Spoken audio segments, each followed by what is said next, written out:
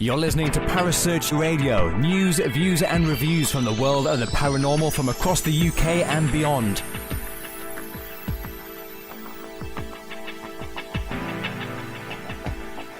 Find us on Facebook, Twitter and the World Wide Web. Parasearch UK Radio.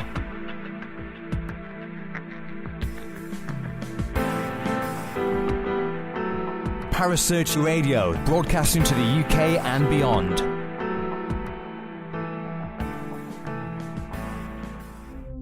The views and opinions expressed by presenters and guests are their own and do not necessarily reflect the official policy or position of Parasearch Radio or its affiliates and sponsors. Listener discretion is advised.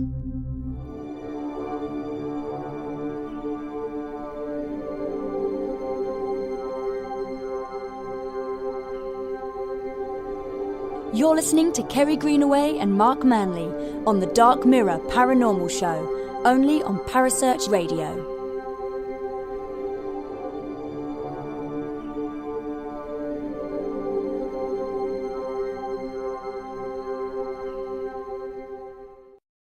Good evening and welcome to the Dark Mirror Paranormal Show. My name is Kerry Greenaway, as you all should know by now, and I'm also joined in the studio by Mr. Marcus Manlius. Good evening, Mark. How are you? Good evening, viewers. I'm very well, thank you. And yourself? I'm very well. I know. And I did say viewers, yes, and I know we're listening on the radio, but it's the same as me turning around saying, listen, can you smell something? So... Oh my God, it started already. So, my lovely Mark, you brought a subject to the table that was a little, should we say, a bit of a curveball, didn't you?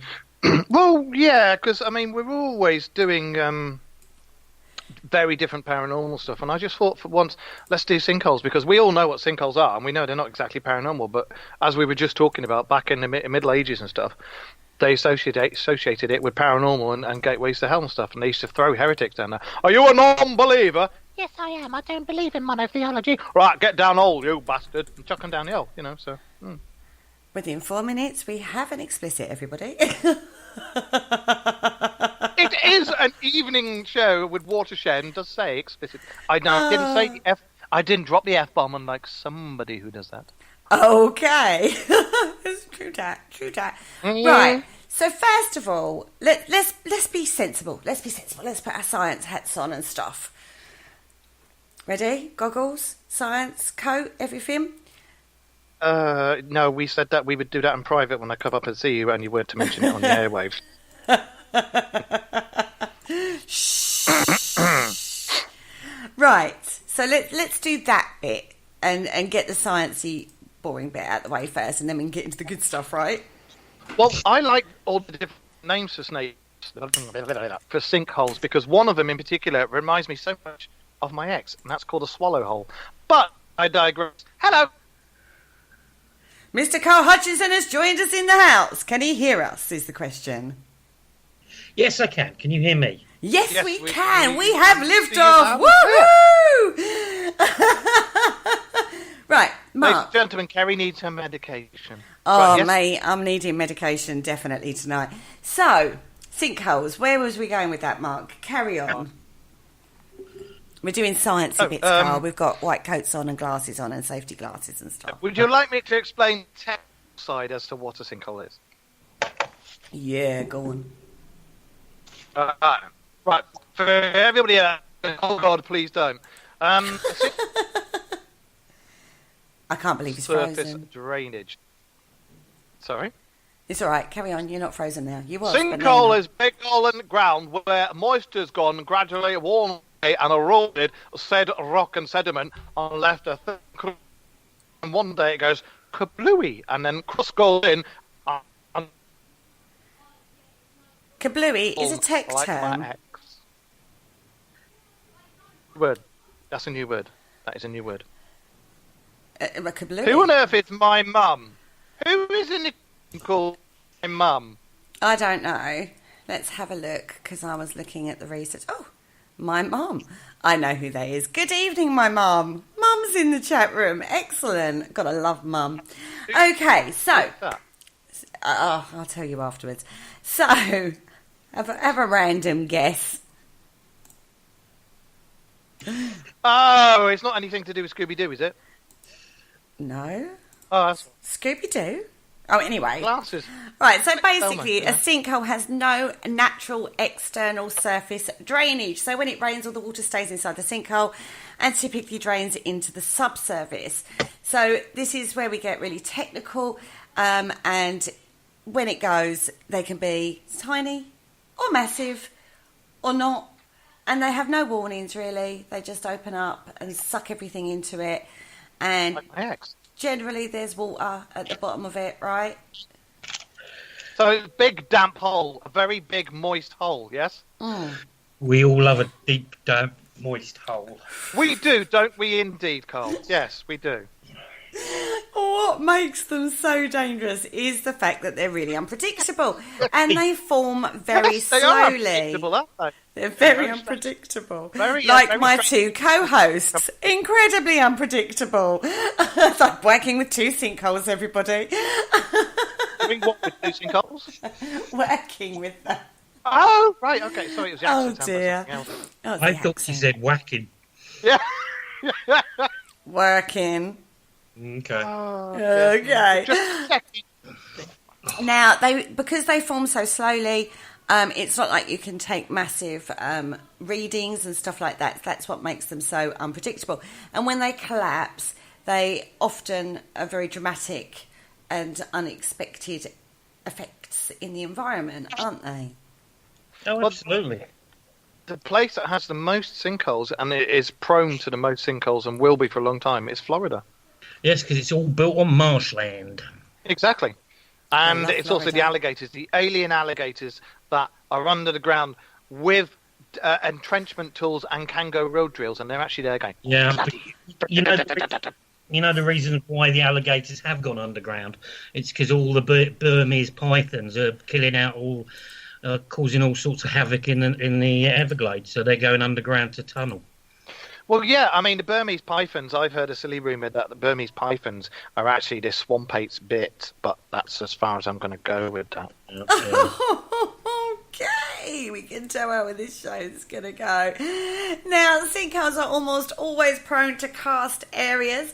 In such, it's possible to see hundreds or even thousands of sinkholes in a very small area. No surface streams, or because this drainage is occurring on the subsurface.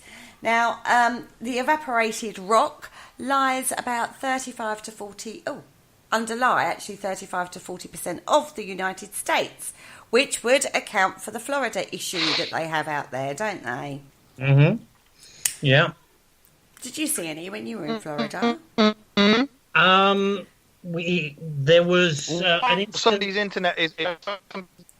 That's yours. Sorry, that was mine. Sorry. Jeepers, you two. It's not your internet's out. It's not that, it's the hotel internet, so I'm probably piggybacking on everybody else while they watch all sorts of weird and wonderful things on their phone. But no, when I had the houses in Florida, there was one occasion we got contacted while we were back in the UK, and part of one of the main roads into the complex had a sinkhole. So there wasn't any access into the estate. So, but I've never seen one apart from one in, where was it? That was in Maidstone in Kent. They had one on a main road. That's an exotic place. Yeah, that exotic place, Maidstone in Kent. Yeah, In a very nice part of Maidstone, and they had a sinkhole in the middle of the high street next to the traffic lights. They do seem to be becoming more and more of an occurrence these days, don't they? Well, I think because a lot of the time, a lot of companies, when they build these big housing projects, build these big places, 9 times out of 10 they take reclaimed land. Mm-hmm. So like Canvey Island.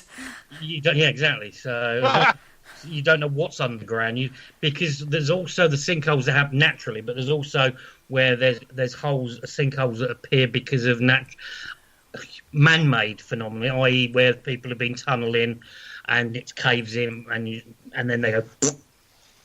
Yeah, and that's another technical term. Yeah. And I've also found, because we were talking about UFO links and stuff like that, and alien links. I did ask, actually. Funny enough, I did ask you that. So did you find any alien links while you were researching this, Mark? I've actually got that one we talked about, and I've got another one as well. Well, come on then. You brought aliens into the room. Let's do aliens. Okay. Well, do you remember the big ones that opened up in Russia in the middle of nowhere? Yeah. No. Well, in the Belinsky or wherever it's called. In the peninsula of Yamal, or Yamai, however you want to pronounce it. Yamal. Okay. Yeah, and the locals actually call that particular place the end of the world. Well, there are two sinkholes. It's the end of the world as we know it. Anyway, ladies and gentlemen, Kerry is available for birthdays and bar mitzvahs and house clearances. I'm amazing at everything, everybody.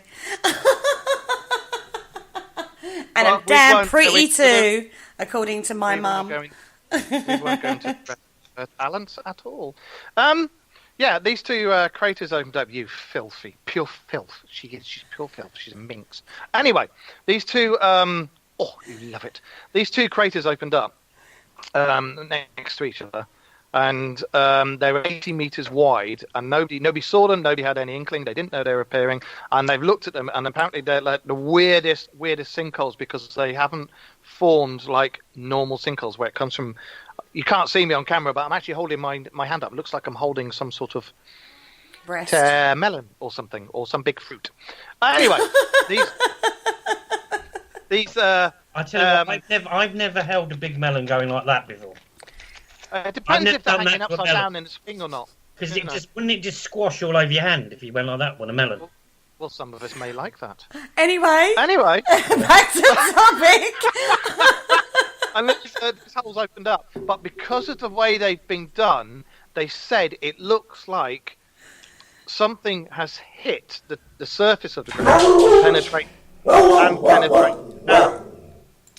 Okay, and as Marley has tried to explain to us in his own language, it looks like a laser has actually hit the ground and penetrated in and done layer after layer after layer down into the ground.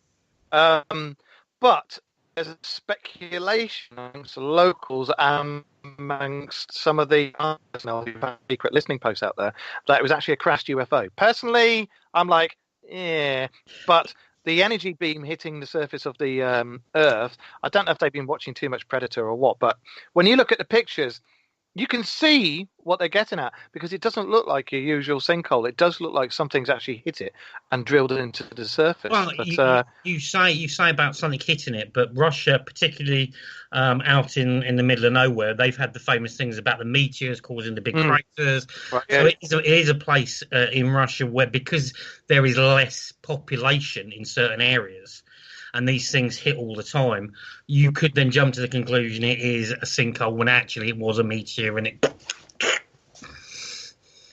it went like a big zit, yeah? Yeah. Well, this thing goes down, one of them in particular goes down, and where it goes down, it comes into like a clearing. And there's no sediment down at the bottom as a clearing, and I think there's a river at the bottom or something like that goes on, and it's like got a tunnel there. So there's, I think because of that, I mean, it's probably hit a natural underground river or whatever, but because of that and the fact that there's a tunnel that goes on, they're all saying something hit it, went down and went along the tunnel. So your guess is as good as mine. Yeah, but also Russia's quite profound with them as well, they say. Obviously, there's different theories and different conspiracy theories about what they are over in Russia. But another place which has quite a lot of them is Japan. But are they aliens? Are the Japanese actually aliens? No, I'm sort of steering away a little bit from the aliens just a second, just to concentrate on sinkholes. I said we're the Japanese aliens, but carry on. Well, little Japanese aliens. Well, great. I suppose you could call them grey. Well, to be fair, I mean, that would explain a lot of stuff. But because of the nature. You forgot to mute the microphone, didn't you? Yeah. Ladies and gentlemen, Kerry forgot to mute her mic. Kerry, to mute your mic. Yeah, no, my mic was muted. You can hear me, but the audience couldn't hear me. Trust me. Everybody. No, Okay, they couldn't. Yeah, but So you want to be lucky that you didn't hear that massive fart Kerry just did. So anyway, carry on, mate. no, I was just Anyway, saying where about was we? Japan having these sort of phenomenals of sinkholes appearing, and you can look at Japan, because Japan is quite a lot of reclaimed land from the sea, etc., and it's an island, so it's sort of got similar links to, say, Florida being swamp and stuff like that. So Cool. I'm getting confuzzled now because I'm looking in the chat room and my mum's going on about wife friends and boxer shorts. I think you're on the wrong show, love. It's all right. It's an in-joke. So anyway, let's have a look at some famous ones. Let's get on to the having a look at some famous little sinkholes, or big sinkholes. that let's have a look at the biggest ever. Right, this is the Katara Depression. Now, it is actually classed as a sinkhole, and it is in the Western Desert, located basically Cairo, Libya, Sahara, that area. Right, so this is where we are. Now, it is that big. It's got like sort of lots of different areas to it. It measures 50 miles long by 75 miles even wide, and it's meters then. I went nearly meters then, but it's miles, and it is 100% natural. right, Which sinkholes tend to be, right? yeah. Okay, now there's basically there's a wind thing. Some of the depressions in the sand are like to do with, wind formations. There's very specific conditions and strange things that are in this depression. So and the area. Bad wind and moisture causes sinkholes. Well, that's what Is they that reckon, why you've because got they some can't in your explain kitchen this chairs? one. This is why they can't explain this one, because it's so big. They can't work out why it's this depression has occurred, but they think it was to do with wind, water. But where the area is, it's got lots of water sources that go into this lowest point. Well, it goes right down to the water table, doesn't it? But you've got does. to remember, thousands of years ago, the desert wasn't a desert. It was a lush green place with lots of water. Does it also determine whether a sinkhole will appear depending on what type of minerals and rocks in the ground? Yeah. It does. There's many Whether different they're types of them. porous and stuff like that. Because I presume Yeah. clay is like granite bedrock and stuff like that. That probably wouldn't cause sinkhole. Yeah, no. No, but if it was like a porous, limestone or like- any porous rock is going to have a problem. Like gypsum can cause a problem. Anything that's got like a high salt content in it will cause a problem, because obviously, as you know, salt dissolves. That's been quite a problem. Bit strong, was it, love? Now, in this particular depression, as I say, there's lots of different areas, and one of the areas is called the Great Sand. Now, the Great Sand Sea is one of the largest unbroken masses of sand dunes in the world. Nobody lives there. There's no wildlife there. It's like a proper desert. It's like proper bad land. It's also so famous it was used in one of the Final Fantasy games, and it's a main place in one of the Final Fantasy games. So, and fun. Assassin's Creed. People know this from Assassin's Yeah. Creed, this depression. Because you have to go and find a stone circle and stuff in there. Oh, that was in Assassin's Creed Origins with Bayek, because that's set in ancient Egypt, yes. Mm-hmm. That's right. And, yeah. So a lot of people will know this area, funny enough, because of that game. I'm afraid I'm a I've big game never head. played Final Fantasy. No? No. What, never ever? played it. No, never played it. No, never played Final it. Fantasy 12, one of the places you go to is the Great Sand Sea. Yeah. And it's got all the shifting sands and everything in it. I have to say, Assassin's Creed was awesome. Now, it was first discovered. I'm playing it at the moment. Lovely. It was first discovered by German explorer Gerhard Ross in 1875. I know I didn't say that right. Gerhard Rothis. He sounds, Gerhard. he sounds German. He does say German. He does, doesn't he? He explorer. sounds very, very sus. He That's does. because he is German.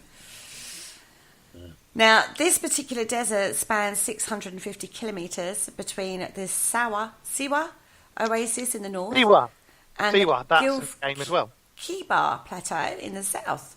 And its average width is about 300 kilometres from the Libyan border to the west, and the Farah oasis in the east. Farafra. And you are listening to Speak Foreign Languages by Kerry Greenaway. Well, it all goes in the Kerryisms book, is all I'm saying. Due out on Amazon very soon. That's a really good name there. That's the book, Kerry. I know. Kerryisms book. I know, I'm right there, mate. I'm writing it as we talk. So, what else do we know about this particular place, and why is it so weird, right? Now, it's basically, think about the size of England, this size, June. And it's quite famous. There's not a single water point in the whole of this area, by the way. That's thirsty work, right? Yeah, well, I've been to places like that. Dry. Death Valley for me was very, very dry. That's salty as well, though, isn't it, in the air?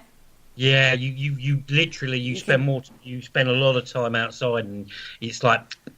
Yeah, I can imagine. Is it with the drier salt than ions. a nun's sandal?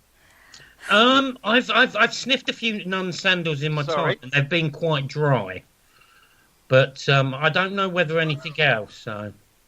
I don't know if you sniffed anything else either to do with a nun. I don't really want to know. Thank you very much. But okay. Yes. Anyway, this region is famous because the British Long Range Desert Group made their way through it to attack German posts in Libya during World War II.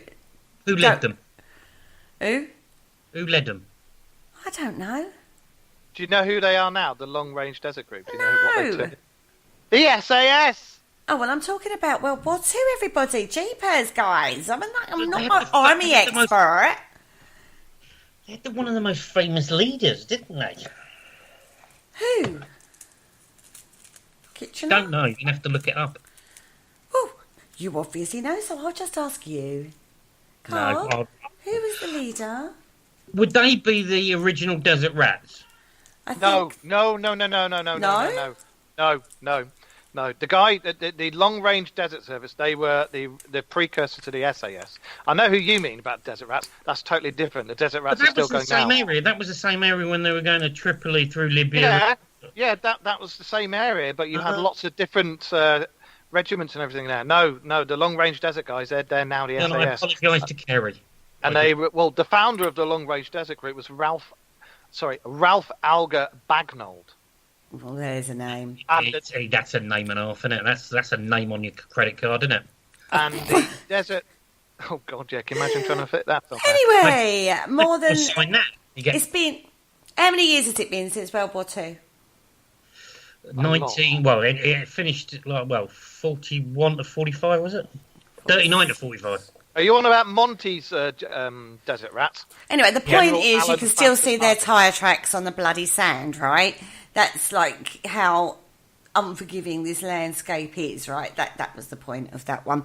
Right, now, the southern region of the Great Sand Sea is actually quite a mysterious place. It's dotted with legends of lost oases, disappearing armies, and secret caravan routes. However, could I find any of these alleged stories and legends? No, because they're hard to find, and they're in the middle of nowhere. They're in the middle of a goddamn desert, everybody. One of the popped legends over there, couldn't find any at all. There's two very good legends to do with that were both turned into films. One of them is about the Roman legion that disappeared in the desert. The complete legion just vanished. And then I think it was something like 50 years later, a small little village was found about 20 or 30 miles away that was made up of the remainder of that lot that disappeared, and nobody would ever talk about it. The same with a Greek cohort of their army. They all just completely vanished and nobody knows what happened. I couldn't find any details on it. I just found Turned a into films, reference to it. And in the west of this region lies the enigmatic silica glass. Now, I know this glass, right, because it is known as Libyan desert glass, and in the metaphysical world, this is actually quite great to get hold of. You don't get hold of a lot of it, but over there, it is quite prolific, but obviously because of where it is, it's quite hard to get hold of, so it's quite expensive. Now, this is ultra pure glass, 98% silica, and some chunks are weighing 5 kilograms, half buried like icebergs in the reddish sand. Sounds quite beautiful. It is actually very, very pretty. It is. Is that the same stuff that? Is that the same stuff that ancient people used to make blades and weapons out of? It is. It's exactly that. And they actually found a carved scarab in King Tutankhamun's tomb made out of Libyan glass. I've touched his death mask. You've done what to his death mask? I've touched Tutankhamun's death mask. Have you? How did you do that? Or where did you do that? By mistake at the, a couple of years ago, one of the first times it went out of Cairo, and they sent it to the British Museum. That's right. Yeah. We had an event there. A few drinkies, in the National Museum around the big dinosaur when they had it in the thing, and we had a little private tour. And they were showing us around the place, and you could go beyond the ropes, beyond the cabinets, and I tripped and put my hand out, and I touched Tutankhamun's death mask. Cool. Not many people can say that, right? Yeah. Did you apologise and say I'm terribly sorry? The security guard that was walking around wasn't happy at all, but I think he thought I was making a leap for it to try and run off and disappear down the tube with it. Or the nearest sinkhole. Not too inconspicuous now, just running down the tube with Toots' death mask. I've just realised what sinkholes are. I've just completely realised what sinkholes are. It's actually young man there. He's robbing stuff from British museums, and he's got Jamie and the magic torch, and he shines it on the ground. Hole appears, he jumps down it. That's what it is. Carl's nicking stuff. Mark, you are showing your age with Jamie and the magic torch. I'm 46. I'm 46. At the end of the day, that was a quality show.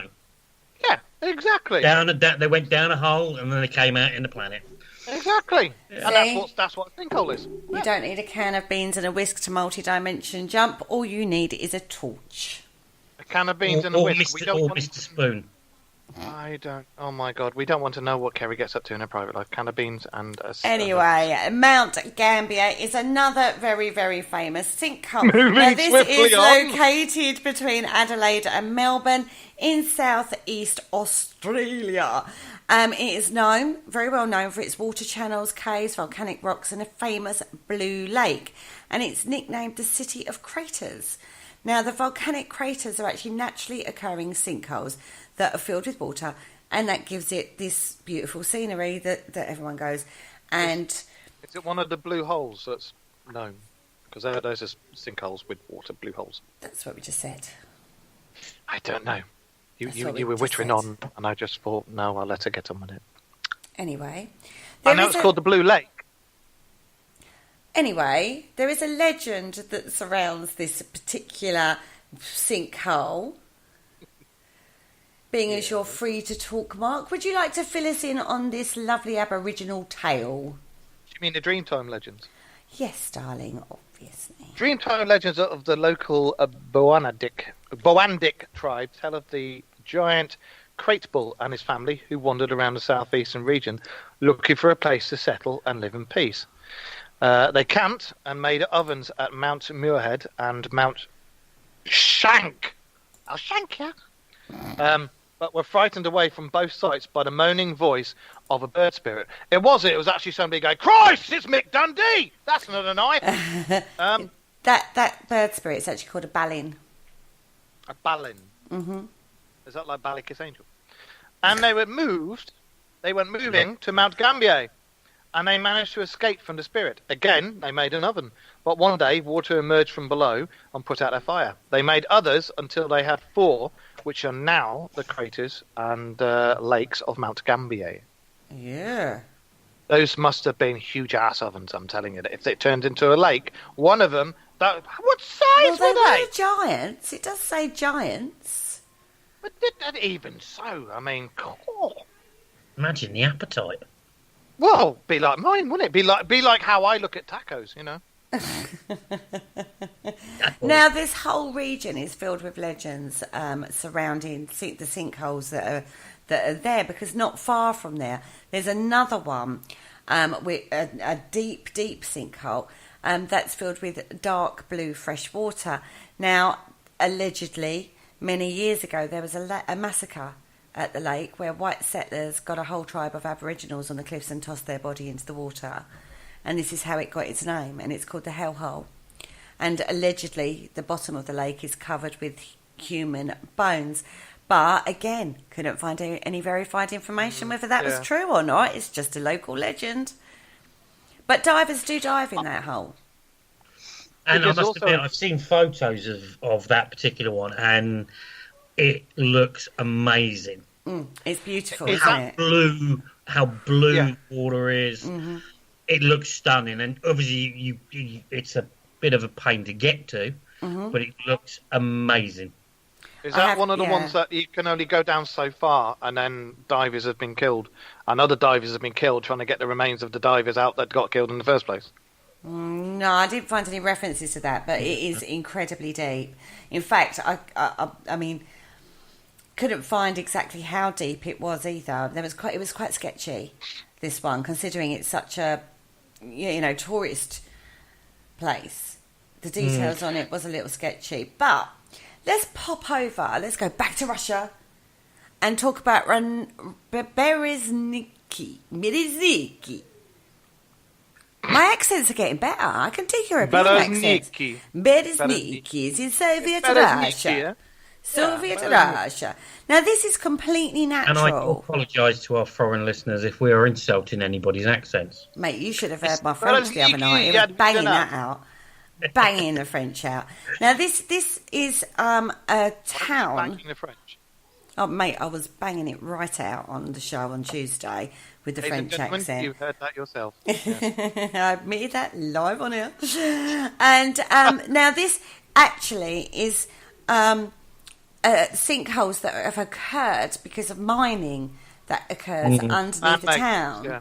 So this is man-made. Now, this is basically to do with a potash mine that was owned by Dmitry Rabolev. Yeah. He sold Rabolev. Yeah, him. He sold his interest in 2010 to Suleiman Gelimov. I love it. Yeah, right? Yeah. Now, the problem with this one is that in the mine, the supports of the mine consist of soluble salt. Oh, stupid, right? Well, why did they not think that would have been a problem? How did they think that couldn't ever cause a problem at some point? Because they were more interested in mining what they could for the Wanga. Now, on top of the land of this, there was actually a labour camp built. Not a nasty one, just where workers of the mine used to live, right? But that's what they call them, labour camps. Is there not a nasty labour camp? So it wasn't a gulag then? Yeah. It wasn't like... When you say labour camp, they don't conjure up, put your feet up by the seaside, watch the sea come in. Labour camps mean you're working. Chin, let's have a cup of tea, old boy. Yeah. It's not like sandals, is it? I shall rephrase that then. It was built for the workers of the mine and is called a labour camp. Right, now it turned into a city basically. And several sinkholes, some are absolutely huge, have since consequently opened up within the city. Basically, they think the whole city is going to end up being swallowed by this problem underneath, this mining that had gone on underneath the town, and it is absolutely huge. They haven't evacuated. You kind of thought they would have done, especially with that massive one, the biggest one, the Grandad. Mm-hmm. Yeah. Because that is, let's have a look. It is 310 metres wide by 390 metres long and 780 feet deep. And getting bigger. Yeah, and all of them are getting bigger all the time. So basically, all of them getting bigger all the time, eventually they're just going to meet up and make one big hole. So basically what we're saying is the people that believe in flat Earth we're talking stuff that's going to blow their wine, saying actually go down and around and bigger and round and all that sort of stuff, really. Well, basically, I suppose the flat earthers would think that once this you fall out the other disappears, end. you'll be able to look down and see, like, The universe. turtle. Or the turtle. Yeah, the great turtle Atuin. Yeah. No, because you'd see the elephants first, and then you'd see the back of Atuin. Well, you wouldn't see the elephants because they're only supports on the edges, aren't they? Only 4 No, elephants. There's supports on the corners. So if you've got a sinkhole that's up near one of the corners, you're going to see basically an elephant's bum looking How at do you. you know that It's not funny when you explain it. But Berry's Nicky isn't in the corner, is it? It might be. Didn't he Yeah, win? but- Didn't he win the squash championship? Who, Berry's Nicky? Didn't he win? Didn't he win the? Oh, we've gone Ladies down a and rabbit hole gentlemen, here, welcome to the haven't Dark Mirror Show. We're trying to get Kerry to crack. It's going to happen. we? Oh my god! I look at them in confusion. Everybody, that's what happens. I just sit here and go, "What? Where are we going with this?" Hey, oh my Remember, god! I've been 2.5, 3 hours in a car on my own, talking to myself. So when I'm in the hotel, on lovely hotel it is, got a very nice room, it's huge. It does. It looks lovely. And you haven't seen the. I'll tell you what. On the after show, I'll show you the bathroom. Okay. Wow. Yeah. No. Now sinkholes. I want to get back onto the sinkhole thing. Do you think man-made sinkholes have more destruction than natural sinkholes? I think they could be deeper because of the mining factor. There's also, I think we're probably going to be coming to it anyway, but there was a very famous film was made about, two of the places, wasn't there? No idea. Silent Hill, haven't a read game the and a film, research. Silent Hill. Have you read my research? Clearly not. I've been Now, driving. So let's have a look at let's go to Kansas. Let's get in our tornado and disappear all the way over to Kansas. Let's go back to America. No place like home. There's no place like home. Click your heels. In my red sparkly shoes. Now, this is quite interesting, right? Old Sinkhole Sam. Now, Sinkhole Sam is supposed to be a beastie. A beastie. A wee timorous beastie. That lives in this sinkhole. We know small Scottish wee timorous beastie. It's called a haggis. One leg shorter than the others because they can easily run up hills. Exactly, yeah. See? It was first seen by 2 men fishing at the sinkhole when they saw the creature. And then 2 guys called Albert Nerfield and George Ricker also claimed to have seen the creature even, claiming it was 15 feet in length and as round as an automobile tyre. So And basically, they've just seen... a quick funny bit on that one. This, what we're talking about, the creature of the big sinkhole, was the basis of the Mighty Bush story about old Nick, the big fish? Yes. And the man died Mighty over and Bush, everything like that. That was, Neil Fold, he said Not about Fielding. that. Yeah. So going back to that, sorry. Just I've not seen that film, so I can't comment. It's not a film, series, TV show. and Mighty to Bush. be fair, you need to be smoking something to watch it. No, don't know it. Anyway, the sightings of this creature have actually stopped over the years, and the locals theorise that the creature has died or gone back to its cavern from whence it came. Or it could have been a big he's snake. walking the earth as a human. No, there's always a possibility, right? Well, I mean, mermaids, they grow legs. Well, they have to make a deal with. We have to make a deal with like the sea witch, don't they? No, Is that's it just Ursula? conservative government. Yeah, They have to No, make a Ursula. deal with her. Mermaid. that was for the voice, wasn't it? I don't know. Oh. Anyway, so that's Sinkhole Sam, or it could be Samantha because it could be a girl. They just called it Sam, so it could be either. What do you reckon Sinkhole Sam was? But I mean, the way they've described it, 15 feet long and as wide as a tyre, that sounds like a bloody great big snake. It to me, yeah, I have to say, yeah, it could be like. I mean, I don't know the the animals in that area, but they do have snakes in Kansas, don't they? Yeah, I wouldn't have thought they'd have. Yeah. They got like rattlers and stuff like that. But huge anacondas. I was going to say, would they have an anaconda? No, that's more Africa, isn't it? Yeah, the really big, massive snakes like the anacondas have to come from like a wet sort of continent, and that's why the Burmese python is thriving so much in Florida at the moment. And it's getting huger and huger because it is the biggest whatever. When it comes to deserts and stuff like that, snakes don't really get that big. They still get big, but they're not as big as the anaconda. Yeah.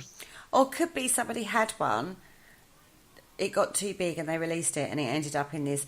Because obviously if there's water, there's obviously a lot of like lush, greenery around. So maybe it's sort of like they released it there and then all of a sudden it became Sinkhole Sam. Who knows, right? And if he's the only apex predator there, he's just going to keep getting bigger and bigger and bigger. Yeah. Oh, yeah. Chunk it out, big meals. Nothing to do, just swim around, eat. You're going to get bigger. Yeah, now and it's disappeared because it can't procreate, so that's why it disappeared. Well, yeah, maybe it just died, and Yeah. Well, yeah. Wait and unless if you don't find a body or carcass in a very short time in those environments, they decay very quickly, don't they? Yeah, especially if the sinkhole is very, very deep. The bones and everything that is going to sink, so you're never going to find them. So yeah, so that who knows what that was. Anyway, we're going back to south of Florida. We've been talking about Florida because it has an awful lot of sinkholes going on, and they're quite dramatic when they happen. Now, there's some very famous cases. In fact, I think we've all seen them on the news, haven't we? Oh yeah, there's some nasty ones. There was some guy was in his mum and dad's house with his brother, and they heard a big thud and a scream, and his brother's room was gone with his brother. Yeah. Funny enough, that actually might also, because the paranormal events afterwards made Paranormal Witness, and about the brother coming through and all that sort of stuff. So that's another link into the paranormal side. Well, I think if you're a spirit or if you're a person that's got sucked into a sinkhole, it's a very unexpected death, isn't it? Because he was sleeping, wasn't he, when it happened? Yeah, he was in bed, yeah. So he may not even realise he's dead. He on his arm, wasn't he? And he was just getting dragged. And when the police and the emergency services, he'd actually dived in to try and find him. Couldn't find him, and he got dragged back out. And he was yelling and kicking, scream because he didn't want to be dragged back out. Because he was still trying to find his brother. When you undo, basically a sinkhole must be like when you undo your plug in your bath. You get that. Yeah, it sounds like that, doesn't it? Because the force it's going in is like this. I've seen them a lot on the news where they open up and they start going very, very slowly, and then all of a sudden they go. And boom. Yeah. Amazing natural phenomenon. I can never say that word. Phenomena. Can never say. I'll tell you what, the best analogy is, when you've got a sand egg timer. And the egg timer's got that tiny little bit left in the bottom of it as it's going through. And you can see the depression in the middle of it get bigger and bigger, and then it goes... Yeah, that sort of thing. Because it's very quiet as well, they say, when they actually happen. Apart from, obviously, when buildings and everything falls in and man makes noise. But when they actually happen, we say... But I've been told, and what I've read on the research, is they make no sound. No. That's right. So they're like a silent killer. There was a place in Italy, there was a village in Italy wiped out by a sinkhole. It just, boom, the whole village gone.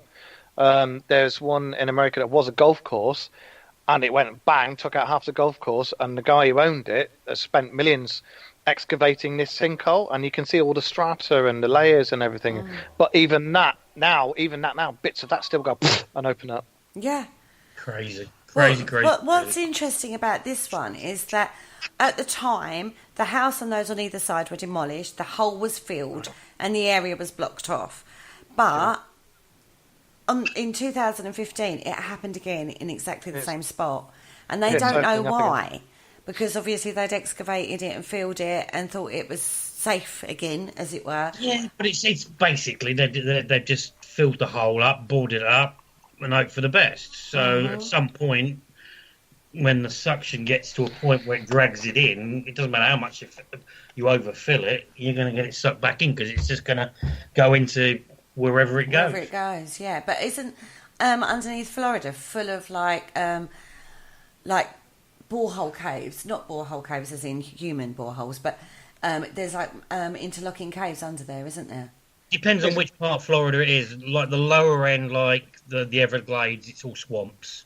It's all marshland. It's all reclaimed land. But as the further you go up the Panhandle, the ground starts changing, and it's because it's obviously the temperature wise is very, very dry. They don't have much rain, but when they do have rain, because there's some reports of when they have heavy rain seeps into the land, that's when you get the sudden explosion. Porosity. It's of sinkholes, because obviously seeking into the land and all the it goes into the ground and everything like that and produces these things. It reminds me almost a bit like cheddar, like that cheese that's got all holes in it. Swiss cheese. Yeah, and then it fills with water, and then as the water levels are dropping underneath, it's causing a pool.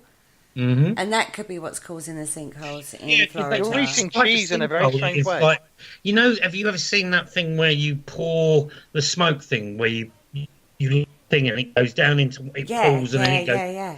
That's how I think sinkholes are. Is it goes into one level. Once that gives out, it goes into the next one. And it's like a. Mm-hmm. Yeah, you don't know where it's going to end up. No. Exactly. You don't know how big it's going to be or anything.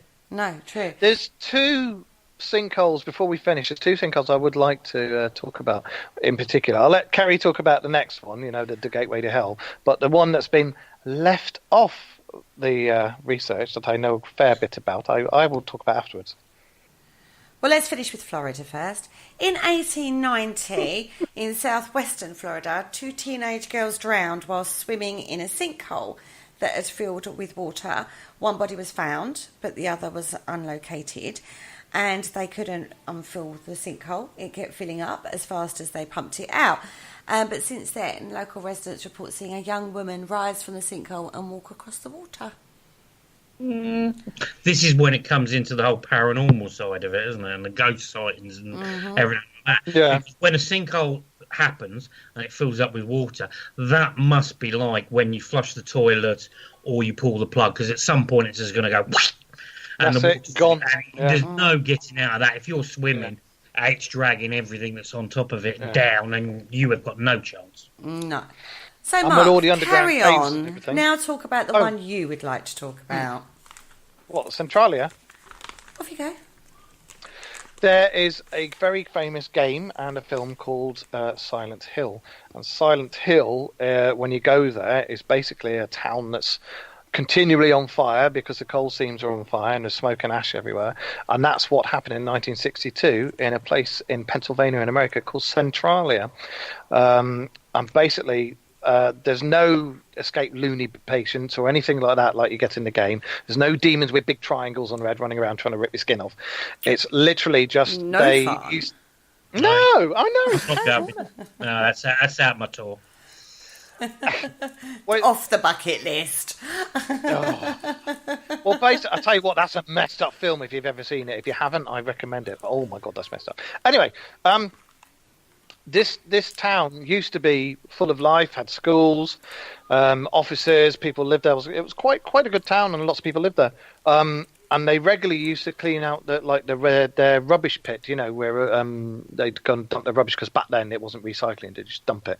And they used to set fire to the rubbish on a regular basis to, get rid of it. But unfortunately, when they set fire to the rubbish this particular time in 1962, the fire burnt down slightly and caught a coal seam. And that coal seam ignited all the other coal seams, because there was abandoned coal mines underneath Centralia from the 1800s and that. And it ignited all these coal seams, and that was it. The whole place went up. The roads have buckled. Houses are falling into big holes, and it's still burning to this day. And like the gateway to hell, they reckon it's going to take about 200 to 300 years before it finishes burning out. The whole place was abandoned. Everybody had to be moved out and shifted to another town. The coal seams got so bad that another town nearby had to be evacuated because it did the same thing to there. And I think there's only 7 people still live there because they refused to move, and they're right on the edges. So their land's all right at the moment. But it just shows you how terrible it is, because one minute they were there, and next minute, poof, fire and brimstone and everything, you know? Well, that's the whole thing about when you've got like mining, or you've got seams of coal, or you've got this, that, and the other. It's like a honeycomb, isn't it, underneath the ground? Yeah, exactly. And if you disturb one bit, at some point, it's all going to start piling in and going down or burning or whatever. But you've got all the gas as well, haven't you? Yeah, gas, human gas. Yeah, exactly. It's amazing because if you think it's just one thing that will start, and then all of a sudden it will just... like as they say, it's like a house of cards. You topple one, and all of a sudden every single level drops. Exactly. And that must be what like these mine areas happen like. Yes.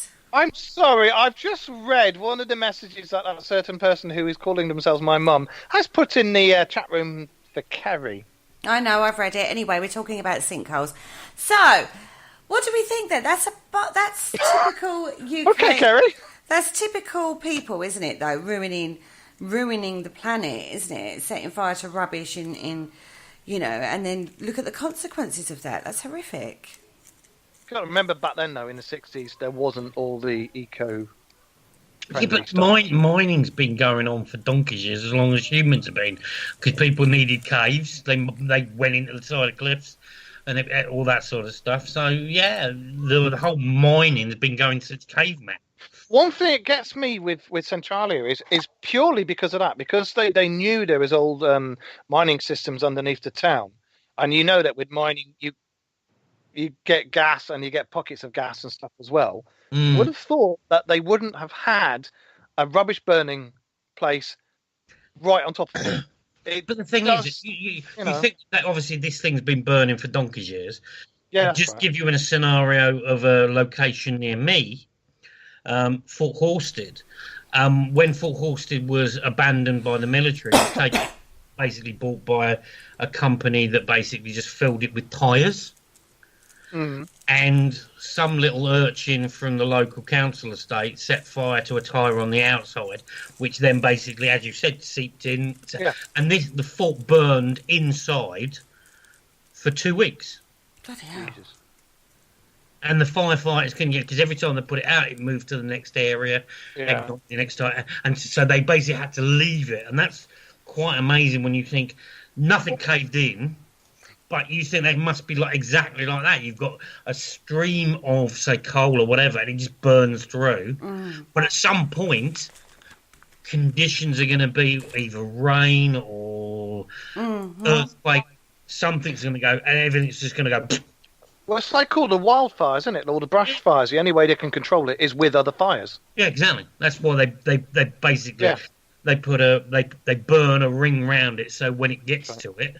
It can't burn anything else. It can't burn them, but the problem you've got that is some of the fires that you have in, say, in California that they had recently, the wind made it jump. That's right. That's common in grass fires, isn't it? Like wildfires. I don't know if anybody saw it, but there was this amazing video where they basically had done this, like, 100-metre burnt area around the area. And then all of a sudden you saw this flame, and it started like bouncing, jumping, and then got to the side, and it was then off again. Bloody hell! I've not seen that one. In fact, wildfires are actually, again, they've got like a whole mythology and scary factor around it. I mean, I don't know if you saw the latest one. I think the Californian one. There was like a house that wasn't touched yet. All around it. Now, this is a government conspiracy one. That was the tornado. Was it a tornado? Yeah. Tornado, that's right. Yeah. And then this house is like, fine. But everywhere around it is completely that's the desolate.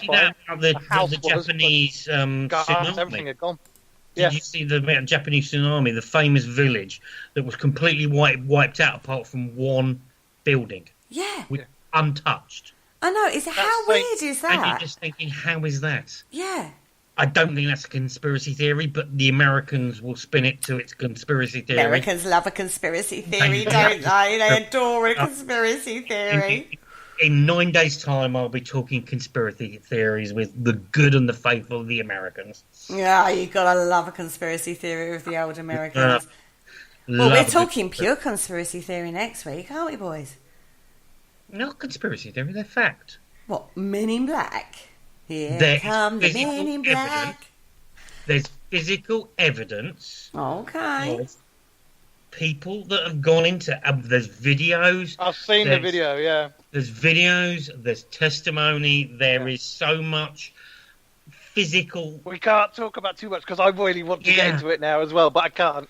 Well, we've got 3 minutes to go to the end of the show. Everyone's going to have to wait till bated breath till next Friday evening when we discuss this topic. Mm-hmm. Talk about the gateway to hell, Kerry, because that's the last famous big one. All right, okay, let me find it. Hold on. Now, this gateway to hell is in Turkmenistan desert. That's right. Right. Now, this basically is a burning thing. It's very similar to Centralia. Yes, I thought actually that this is what you was talking about. To be fair, I get the impression that Kerry's thinking sinkholes. Yeah, I'm over it now. I've discussed it enough. Yeah, gateway to hell. Yes. Oh, it's a gateway to hell. It's a burning thing. It's a big hole burning in Russia. Basically, it was created by scientists by accident. In 1971, they were digging for oil and drilling down for oil. Yeah, and again, man-made, scientists were drilling down for oil and hit a gas pocket. And their drill caused a spark. That ignited the gas pocket. And that is why now you have this place that has been burning since 1971 and will be burning for the next 250 years. Yeah. And if you go online... I can beat it. Go on. The other thing, how old's The Simpsons? Was it in that? The Simpsons have had a burning tyre fire at the local dump since day one's episode. And that, I believe, I think Simpsons have been going longer than that. No, wow. Simpsons was originally started on the Tracy Ullman show, which was the early 80s, because she was a British comedian. And then anyway, The Simpsons is a whole different show because there are links to do with precognitive in The Simpsons, I think you'll find. Yeah. And that is a whole new show. Anyway, this happened in 1971, everybody, in case you were curious. I know, Paul's tried to get me to do this one before, and I said, no. No, I'm sorry, but The Simpsons have that great clip about Trump being elected as president. I know. Hold it, save it. We will do a show, and Mr. Paul Rook can join you two, and I can sit here and not have a clue what you're talking about. Okie dokes. On that note, we are 1 minute to the end of the show. We hope you enjoyed this foray into geology and sinkhole mythology. And I will be live on the Parasearch Radio group page on Monday to give you a roundup of the up and coming shows that are happening on Parasearch Radio. A little tidbit. You want a little tidbit, guys? Go on then, I love a tidbit. We've got Gods of Egypt, Brushes with Evil, MJ Dixon, Men in Black, all sorts of lovely things coming next week. Yeah, and me flying out. And Mr. Cole Hutchinson is getting on a plane. He's never at home, Mark. Have you noticed this? We're paying him far too much money, Mark, because he is always off on his travels. Paid. Well, I don't know how, but, you know, he's clearly being paid far too much money. He's never at bloody home. Anyway. Oh, dear. On that note, we hope you enjoyed tonight's show. There is a competition running on the Parasearch Radio group page as well. If you'd like to win a copy of My Haunted Histories by Penny G. Morgan, then pop over there onto the Parasearch Radio group page and pop your name in the comments. If you miss any of our shows, don't forget, go over to our YouTube channel, click like, share and subscribe, turn on the bell, and you will be notified every time a new show goes up. And on that note, thank you for joining us, lads. Ladios. I would like to say thank you very much for talking to me and listening to my inane drivel and Wakanda. Yes. And I would just like to say, thanks. And on that note, good night. Thank you for listening. Don't forget to join us for more shows throughout the week. Find us on Facebook, Twitter, and the World Wide Web to keep up to date with all the shows right here on Parasearch Radio.